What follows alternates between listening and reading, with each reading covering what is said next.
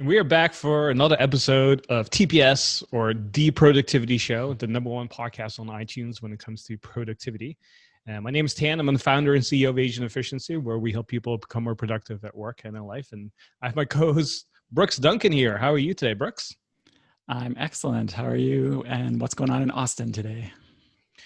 It is really warm, but for this video purposes, I decided to wear a denim shirt so it doesn't look that warm. So by the time this comes out, it might be cold already in most places. So I'm trying to think a few steps ahead for everyone here, but suffering in the process as we're going through this episode today.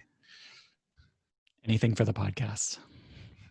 So I heard that Facebook reminded you that this time last year, when you were gone and I was like trying to, keep everything going, but everything else was falling apart at Asian Efficiency. You were on a train somewhere in Siberia. Is that correct?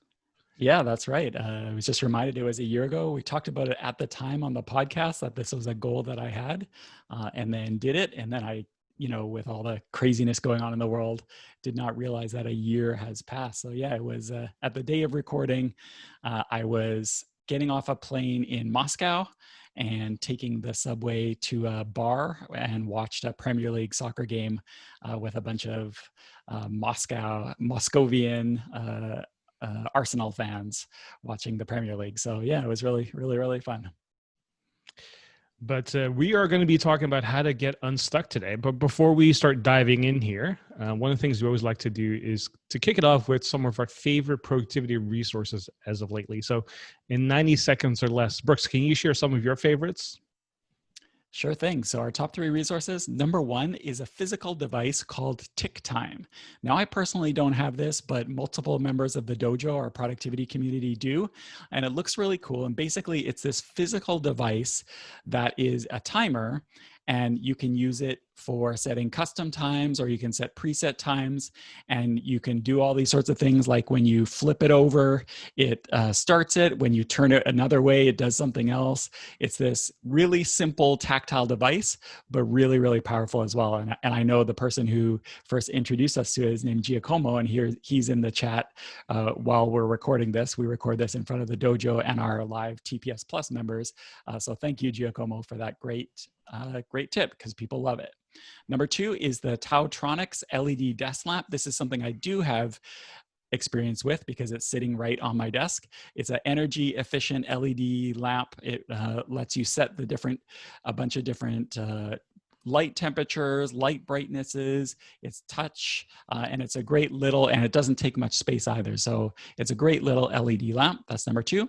And number 3 is a book that I read while, speaking of vacations, while I was on a recent vacation in the summer. It's called The Crossroads of Should and Must: Find and Follow Your Passion by El Luna.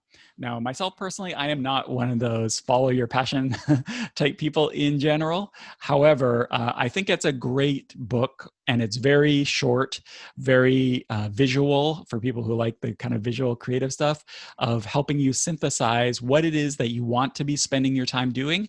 And if what you want to be spending your time doing is not what you're currently doing, some kind of ways to responsibly try to move in that direction.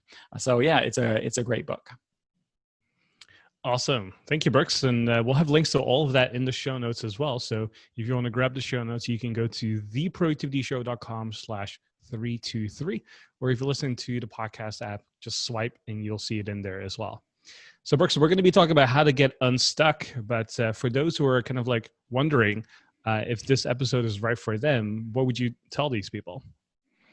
Yeah, I think we've all been here before. Maybe you're feeling stuck at the moment, like you have these goals and you kind of know what you want to do, but you just, no matter what, you don't seem to be making forward momentum. So if that's you, which it is for many of us, this episode will help you.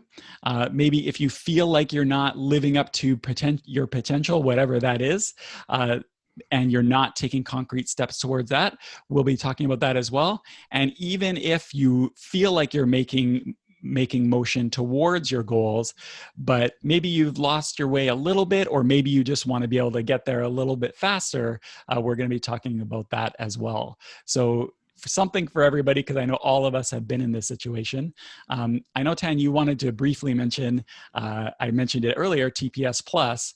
Maybe you can tell, for those listening, what TPS Plus is, since I mentioned it earlier. Yeah, so we recently launched a premium version of the podcast called TPS Plus. So if you go to theproductivityshow.com/plus, or you can go to tps.plus, which is a cool domain name as well. It's kind of our upgraded version of the Productivity Show, where you get episodes ad-free and also a week earlier, and it comes with a bunch of other features and benefits as well. So you don't have to install a third-party app or anything else. You can just listen to this podcast version in your current app or wherever you're consuming podcasts right now, because when you sign up, you'll get a private feed from us. And what's cool about today's technology is that it is personalized to you. So no one else can use that private feed. You'll be able to get our episodes a week earlier, ad-free. And if you subscribe to the annual version of this, you will get a really cool t-shirt called Tweak a Week. And it's only available for those who are subscribed to the annual version of our TPS Plus subscription. So I want to thank everyone who has already subscribed. Thank you all. If I see you at the airport with your t-shirt, I know you're a definite listener, and I'm going to be rocking the t-shirt as well as I'm traveling to hopefully catch some listeners as they see me walking through the airports. But thank you all for signing up so far. And if you haven't subscribed yet, but you want to check it out, go to tps.plus. I'm wearing my One Tweak a Week t-shirt right now as we record this episode. All right, great. Another thing we should mention is that we also have what we call our DTD calls, or do the damn thing calls. And this is for our dojo members. And what we do is we take these concepts that we talk about in some of the podcasts, and sometimes it's not a podcast, but in this particular case it is. And we actually walk you through implementing this stuff, because knowledge is one thing, but implementation is really where it's at. And getting unstuck is one area where, yeah, we can learn a lot about things to do to get unstuck, but actually applying it and getting unstuck is a total different thing. So you can check that out at theproductivityshow.com/implement if you're not already a dojo member, and you can sign right up for the next session. It's going to be on November 3rd, where we're going to be talking about how to get unstuck and also how to regain a habit, how to bridge those together so you can really make that forward momentum. All right, so we are, with all that out of the way, let's get started on the meat of this week's episode. And we are going to be talking about 5 tips to getting unstuck. And so we're just going to go right into tip number 1. And this is something we've talked about a number of times on the podcast, but we want to talk about it again because it is so powerful and so important. And that is to schedule your habits. So the things that you want to do, the things that you know you should be doing, but you're not doing, get those into your calendar or your to-do list, or wherever it is that you plan your day and plan your week. Make sure you have time set aside for the things that you want to do or you should be doing. Don't just hope that it's going to happen, but actually schedule it and make time. And the more specific you can make it, the better. So I want to do my reading is one thing, if that's your goal, but I will read for 20 minutes at 6 a.m. tomorrow is even better. The more specific you make it, the more likely it is that you're actually going to do it. Because if it's not on your calendar and it's not specific, chances are it's just not going to happen. So when you're doing your weekly planning, and we talked about planning your week on other episodes of the Productivity Show, when you're doing that planning and you're looking at things that are on your calendar and your tasks, make sure you also include those projects that maybe you're stuck on, or those habits that you're not being consistent with. Make sure those are in your weekly planning as well. And we have a course in the dojo called How to Set Up Your Day for Success with the Right Habits and Rituals, and that can really help you out. Now, I have a question for you, Tan. Sometimes I like to spring, as Tan knows, sometimes I like to spring questions on him, but this is something that just came to mind. A lot of, we've talked about this advice before, scheduling your habits, penciling in your habits. But one thing we hear from a number of people, and maybe you've done this too, is what do you do if you do schedule your habit or pencil it in, and then that time comes up and then people just blow past it. Like you see that calendar invite on your calendar, but then you don't actually doing it. Do you have any suggestions for how to actually, once you've made that appointment, how to actually keep that appointment we all make with ourselves? I think there's a small category of people that will just never follow what's on their calendar. And that's one thing I just have to learn to accept when I start working with certain people. And if that is you, I will say there's still hope for you. So don't worry, there's still hope for you out there. But what I would suggest that you do is, instead of maybe scheduling an habit like this, is to focus more on the outcome. So instead of saying, hey, I'm going to do 20 pages a day at 6 a.m., I know we just mentioned, hey, ideally you don't want to do that because then you leave it up in the air. But for those who have really a hard time sticking to a schedule, I would still say, hey, focus on the outcome. And the trick then is to say, okay, what can I do to design an environment for myself to keep reminding myself so that I will actually follow through on this, right? So if I wrote it down on my whiteboard, if I had a background on my phone or on my desktop, or I had reminders set up on my systems, then I will most likely follow up and follow through on that as well, right? So it's one thing to say, hey, this is an intention. I'm going to read 20 pages a day. And some people can actually follow through on that, but for most people we would recommend that you schedule it. But for those who have a really hard time just following a schedule in general, and you know who you are, if you're listening to this, you go, yeah, that's me. I can never follow a schedule, or I'm the type of person that's always late, or I don't really look at my calendar, and so on. So if that's you, then still focus on the outcome, but then figure out other ways for you to remind yourself to actually follow through on this. So whether it's creating a to-do list, and maybe on the to-do list, you write down every single day, I'm going to read 20 pages. So however you get it done, or whatever time, you will still actually get it done, right? So having a to-do list makes it an easy step for you to do and follow through. Also, setting up your environment, like I mentioned earlier, anything you can do to remind yourself makes it a lot easier and more likely for you to actually follow through. Yeah, Giacomo in the chat makes a great point that for many people, if a calendar event doesn't involve someone else, it's considered optional. And a lot of us feel that way, whether we do it explicitly or implicitly. A lot of us take on that approach. One thing you can do, and this is something that James Clear, the author James Clear, in his book Atomic Habits, and he talked about it on the podcast in TPS323 as well. We'll have links to all this in the show notes. One thing he suggests is habit stacking, and this is tying it to something else that you're going to do, or even better, you want to do. So one thing for me is, when I was trying to build a reading habit, like I talked about earlier, I tied it to my morning exercise. So whether that was going for the gym or going for a walk, whatever it happened to be, I tied it to that. So whenever I walked back in through the door, I went straight to reading. So if you can tie it to something you're going to be doing anyway, or even better, something you really, really want to do as a reward, that's even better. So Phil made a great point, habit stacking, and that's exactly right. For me, I find that scheduling is just really good for beginners.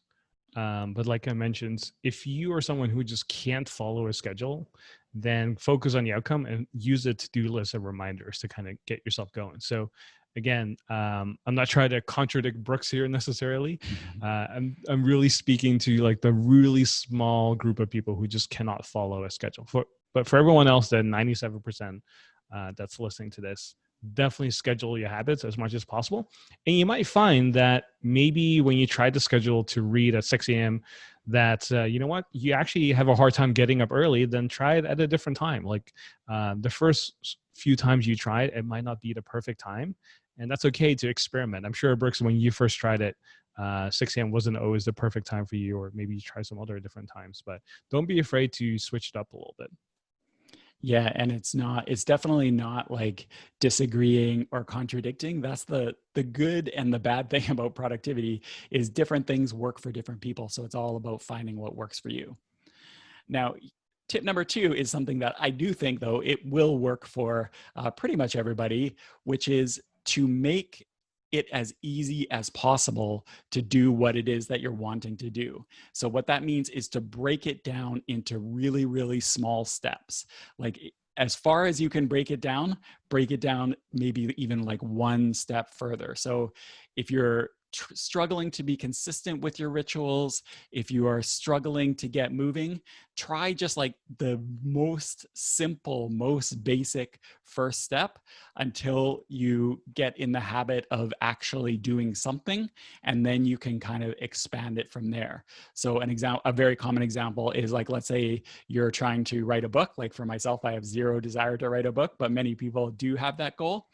Instead, if you're having trouble hitting some word count that you see other authors doing, and maybe you're feeling bad about not being able to hit that word count, well, shrink that goal down. Instead of aiming for 1,500 words a day, go for 500 or 200 or 100. I have no idea what I have obviously clearly have no idea what a good aspirational word count is for somebody trying to write a book. But the key is break it down until you can hit it and then expand it from there. Those small and easy steps just really help you get into the productivity groove and kind of like grease the skids to be able to move forward. Another way to think about this is the less friction it takes or activation energy to get started, the more likely you will actually get started and follow through, right? So to give you a completely different example, I'm a big fan of listening to audiobooks and podcasts, obviously. And one of the things I noticed when the pandemic came, I started to listen to fewer audiobooks and podcasts. And I was trying to figure out why this was happening, because this was a pretty regular habit of mine. And what I realized was, one is I kind of created an anchor for myself to say, hey, I'm going to listen to audiobooks and podcasts anytime I'm going for a walk or anytime I leave my place. I know what to listen to right away. And guess what happened? As soon as we started quarantining, I was not going anywhere. So my habit of just listening to audiobooks and podcasts kind of got crushed that way. And I didn't really think about it until I realized, hey, I have this like association or anchor to say anytime I go for a walk, I listen to audiobooks or a podcast. And even though I had the desire to pick it up again, I didn't, because I still had an association of, hey, anytime I go for a walk, this is when I listen to stuff. I don't listen to audiobooks or podcasts when I'm at home or doing other things around home. And as I started to question myself even further, I asked myself, do I really have to go for a walk to listen to an audiobook or podcast? And the answer obviously is no. And then I started to figure out, okay, why is this happening? And one of the things I also realized, and this is even before the quarantine started, when I was like trying to up my consumption of audiobooks and podcasts, was another example of eliminating friction was before I had the AirPods. One of the things I absolutely despised was untangling the cords of the earbuds that that would come with your iPhone. I'm sure you've experienced this as well, Brooks, and everyone else that's listening. It's such a like waste of brain power, right? And so that would literally stop me from listening to a podcast or audiobook. And ever since I got the AirPods, I've start to consume way more audiobooks than podcasts, because all I have to do is just pop it in and I'm ready to go. That friction of like untangling stuff made it so difficult for me to get started, that once I removed that friction point, it was really easy to get started. And so I started to listen to more audiobooks and podcasts as a result of that. So what I'm really trying to say here is, whatever friction you have, if you can identify that's holding you back from getting started, remove that, right? So the big idea here is just make it as easy as possible. And there's multiple ways to do that. I don't like untangling cords either, but I will say that I am the CEO world champion of untangling iPod headphone cords. I was not given very many gifts in life, but being able to untangle very quickly no matter how messed up AirPod or iPod headphones are, I can do it. I'm the world champion at that. But I'm glad that what you said about removing friction, because that is a really great point. Like for myself, going back to the example of rebuilding the reading habit that I had lost, what I started to do was I would always have my book that I was reading sitting right there on the coffee table in the exact place. So when I walked in the door from my exercising, it was right there. And also when I got down to the last, say, 10% of the book I was reading, what I would do is I would then get the next book and have it ready to go. So if I needed to buy it, I would go buy it. If I wanted to take it out of the library, I would request it from the library. Or if it's something that I already owned, I would get it off my shelf and have it ready to go so I could roll right into the next book. I wouldn't have to break that, have that friction of trying to figure out what to read next. It would be right there, ready to go. All right, so that's tip number 2. Tip number 3 is to focus on one task at a time. And this is, of course, great productivity advice in any case. We even have a product helping you focus called Focus Filter. You can check that out at theproductivityshow.com/focus. We mentioned it a number of times on the podcast, but it becomes really, really, really important when you're trying to get unstuck for what it is that you're doing, because that's often a reason that we get stuck, or why we break habits, is because we get distracted by other things, or we just are spreading ourselves too thin. So when you're trying to get unstuck on something, you have to apply that laser focus, that magnifying glass on the pile of leaves or whatever to start the fire. You have to really, really get focused to start the wheel turning, and then you can go and maybe broaden it over time. So we have a blog post we call 5 ways to get laser-like focus every day. We'll link to that in the show notes that you can check it out. But when you're planning, this goes back to what we were talking about scheduling, but when you're planning your week, when you're planning your day, make sure you have the decks cleared to be for some amount of time during the day to be able to focus on that one task. Because if you've got too much going on, it's going to be a problem. Like for myself, when I have a writing project that I need to do, maybe it's a blog post, maybe it's a course, whatever it is incredibly, incredibly, incredibly common that I have trouble. I get stuck starting. I don't know why it is. It's not that I dislike writing. I actually like writing a lot, and I'm pretty decent at it once I get going. But for whatever reason, I just have such trouble getting started and getting unstuck when I have that thing to do. So one thing that I found really helps is to put my writing app that I use for myself. I use an app called Ulysses. I put it in full screen. So it takes up I have a big monitor, which is great. I can have a bunch of different things on the screen at the same time. But when I'm stuck on having trouble getting started on that writing routine, no, I don't use any of that space for reference material or anything like that. I make the whole thing full screen just on my writing app. And if I need like reference material and stuff like that, it goes off to another monitor or maybe my iPad. So I have that full focus on this one thing I need to do, and I'm not getting distracted by other things. I have a personal rule to always close my browser whenever I'm done working. And if you've been following Asian efficiency for a while, we have this concept called clear into neutral. And it's the idea that anytime you finish a task, you want to make sure you reset your workspace, whether it's your physical space or your stuff on your computer.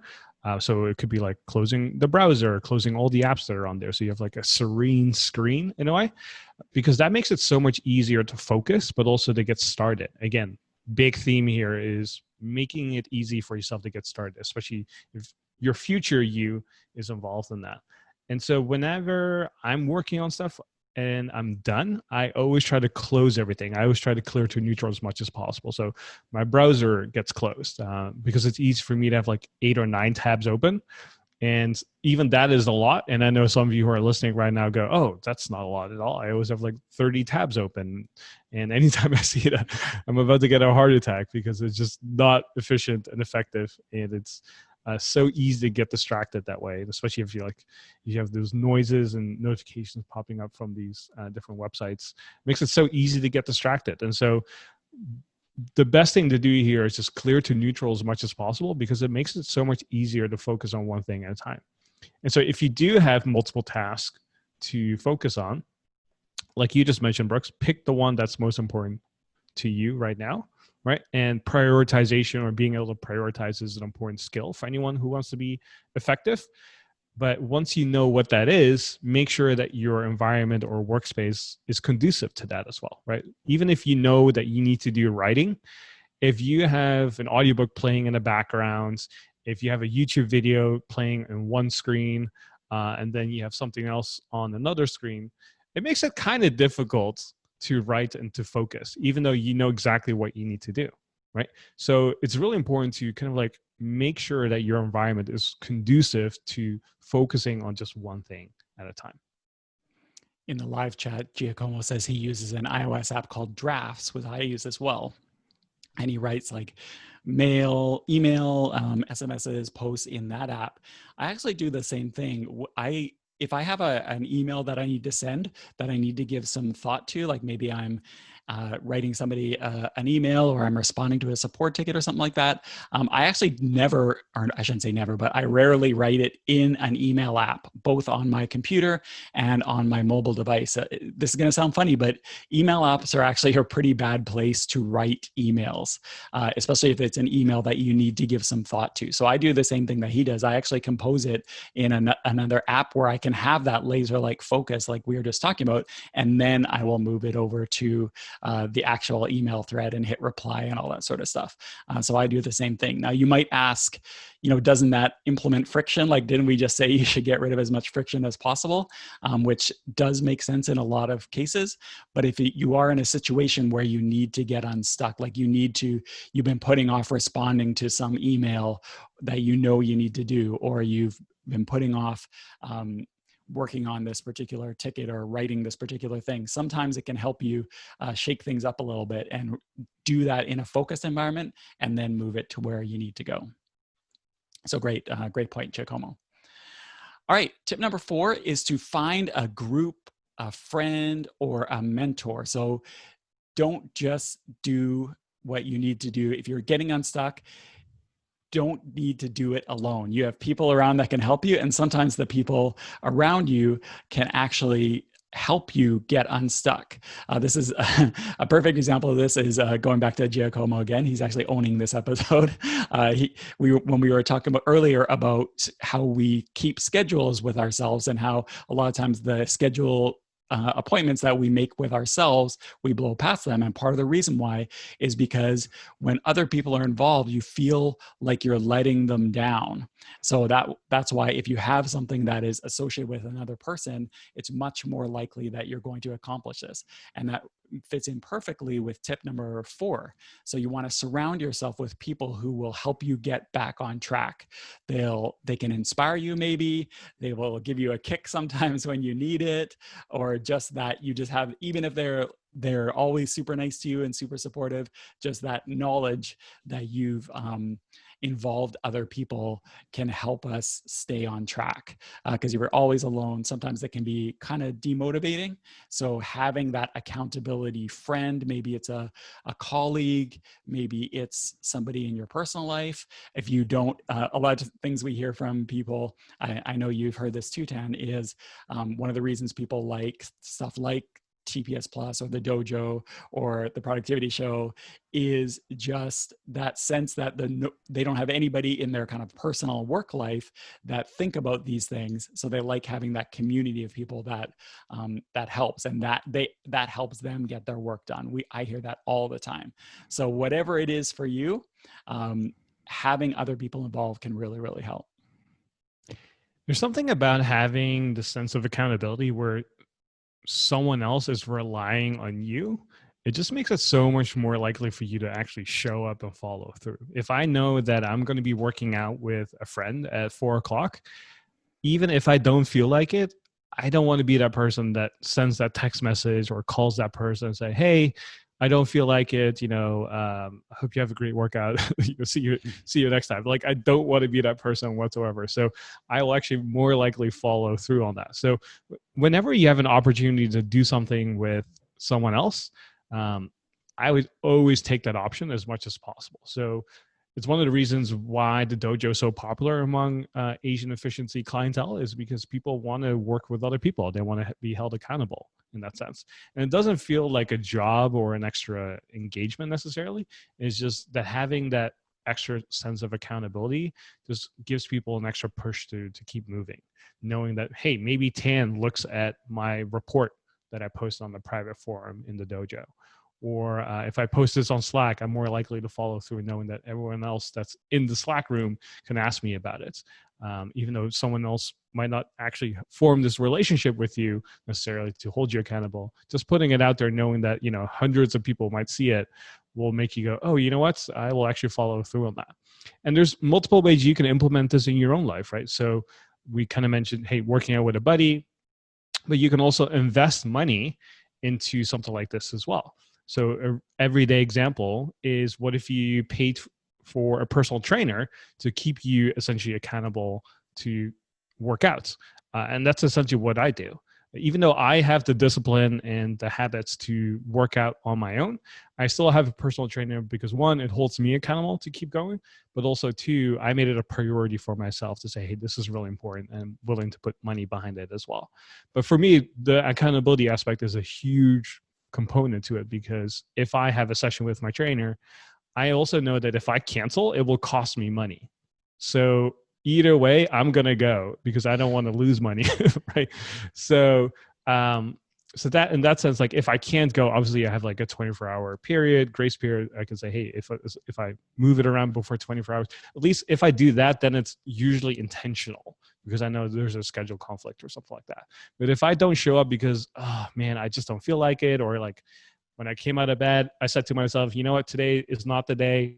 That's just a terrible excuse, right? So anytime you can involve someone else, the better. And even internally, when we're working among the team, if someone is pairing up, the chances of people executing stuff goes up tremendously. But also, if I know that Brooks is looking over my Zoom shoulder while I'm working through stuff and explaining things to the rest of the team, uh, if I know that meeting is coming up, guess what? I'm more likely to actually make sure stuff gets done before we actually get on the meeting. Otherwise, I get the death stare by Brooks, and I definitely don't want to get that. No, nobody wants that. Sometimes other members of the AE team, when we're doing pairing and I have them do stuff, they tell me after that they were sweating while they were doing it. So I don't want that impact on people, but you know, a little bit of a little bit of accountability can go a long way. Alice says that she totally agrees with you about her 6 a.m. fitness class on Zoom. She doesn't want to disappoint her instructor, and a lot of us feel that way. Like the instructor isn't even there, like it's on Zoom. She could close the laptop. You know, she doesn't even have to walk out of the gym. All she needs to do is close the laptop, but we don't do it because of that motivation and that accountability. So yeah, it's a super, super powerful thing. All right, tip number 5, and you touched on this a little bit, but it is surprisingly powerful and it can really, really help us out, is to design your environment for success. We talked about that we talked about it a little bit when we were talking about distraction and friction. If you, and everybody has different tolerances for this, like we said earlier, different things work for different people. But if you reside in chaos and mayhem, it can bleed into your work habits and can, again, for some people, not true, but for many of us, it can cause a negative impact on our work habits and can make it more difficult for us to get started and get work done. We always say the environment that you're in is either supporting your productivity or it's hurting your productivity. So first of all, you need to figure out which of those two it's doing. It's very rare that our environment is neutral. So you need to figure out which of those two it is. If it's supporting, then you want to maybe do more so that you can it can support you even more. But if it's hurting your productivity, you want to find out what it is that it's dragging you down and take steps that you can to address it.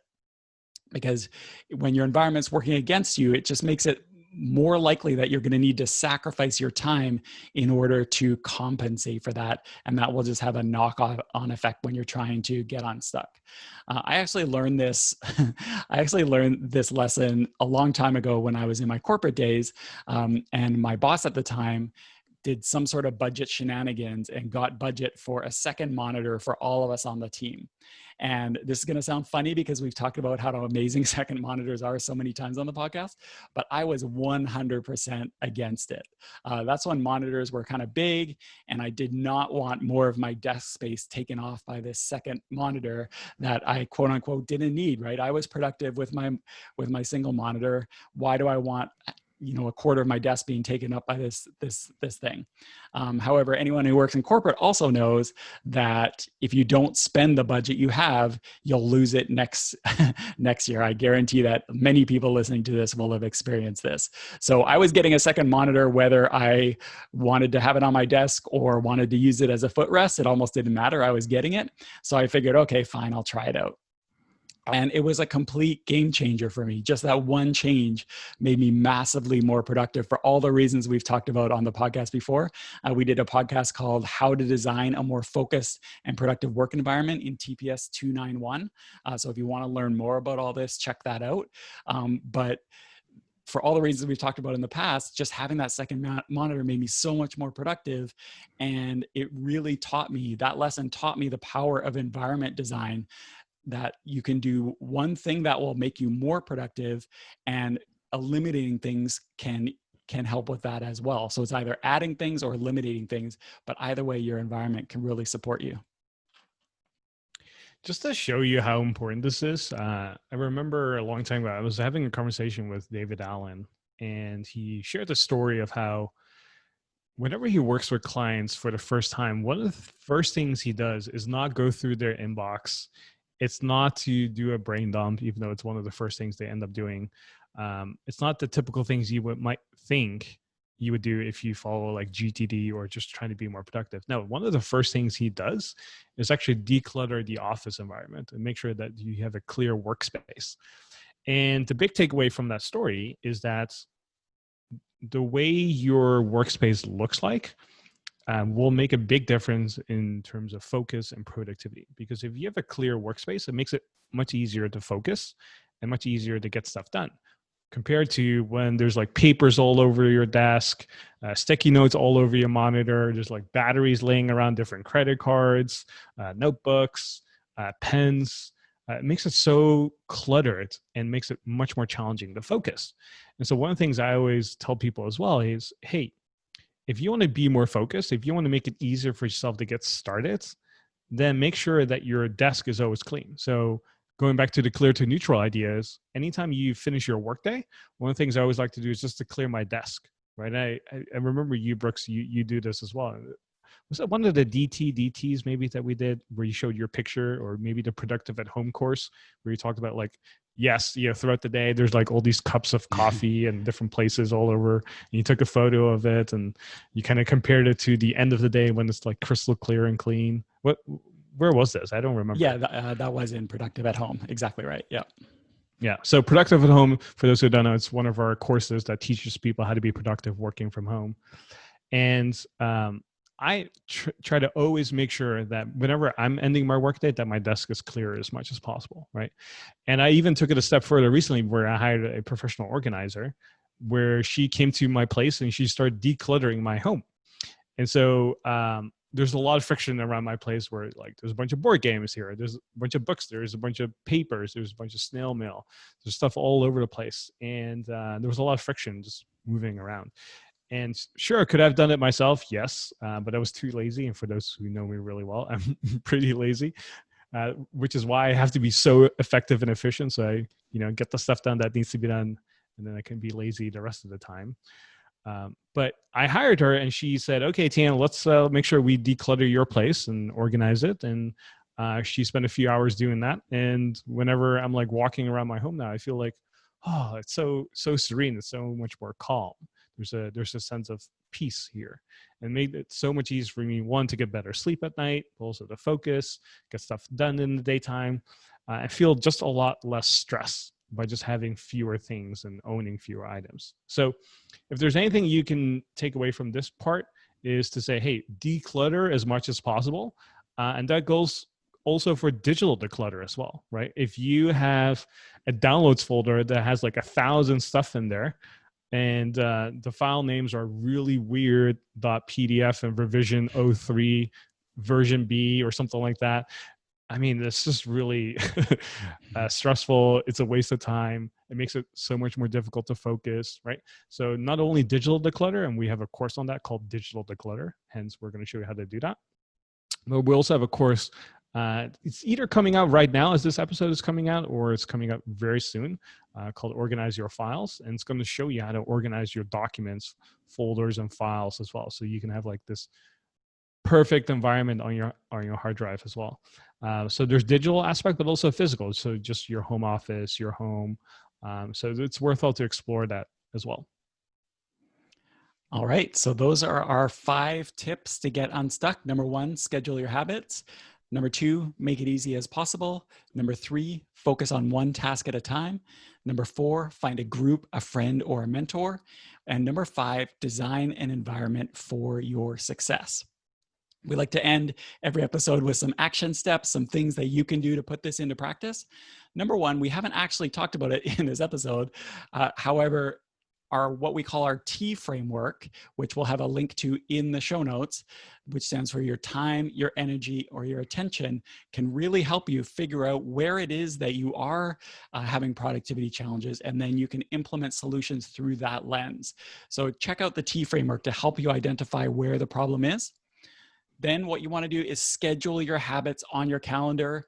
Start simple and just show up actually doing those simple first steps. Keep it super, super simple. And that way you can easily get back to your habits and start enjoying that success. If you want more assistance with this, if you want Tan and I to help you get unstuck and go through this process and actually take action, go to theproductivityshow.com/implement and sign up for our next DTDT session, which is going to be on November 3rd, 2020. And as usual, all the show notes for everything are in theproductivityshow.com/323. So thank you so everybody for joining, and we really appreciate it.